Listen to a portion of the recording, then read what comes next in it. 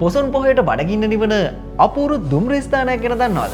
යන ගමන නතර කරලා මිනිස්සු වෙනුවෙන් කෝච්චියක් නවත්තන්න පුළුවන් ලෝකයේ එකම රට අපේ ලංකාව. හැමෝම තමන්ගේ ගමනාන්තයට ලං වෙන්න හදිස්සි වෙන ලෝකෙක.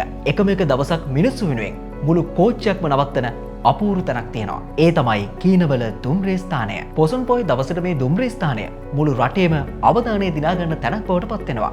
ඒකට හේතුව තමයි අකණ්ඩව වසර 25කට වඩා වැඩි කාලයක් තිස්සේ මෙහි පැවැත්වෙන පොසොන් බත් දන්සැල. අනුරාධපුර සිද්ධාස්ථාන වැඳපුදා දුම්රියෙන් පැමිණෙන දහස් සංඛ්‍යාත සදහැවතුන් වෙනුවෙන් පැවැත්වෙන මේ දන්සැල මෙවර පැවැත්වෙන්නේ අකණ්ඩව 29 වන වතාවට.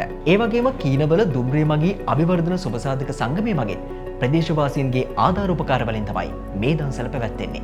ඒ විතරක් නෙමෙයි. මෙවර පොසොන් පොහොයට ජූනි 29 ඉඳන් ජූලි 2 වෙනකන් කීනවල දුම්රිය ස්ථානයේදී දැවැන්ත පහංකූඩු ප්‍රදර්ශනයකුත් පැවැත්වෙනවා. කෝච්චියේ ජනේල වලින් එළියට දික්වෙන 100,000 ගණනක් අත්වලට ඔවුන් පුදුම ආදරයකින් දන්සලේ බත් පාර්සල් බෙදනවා.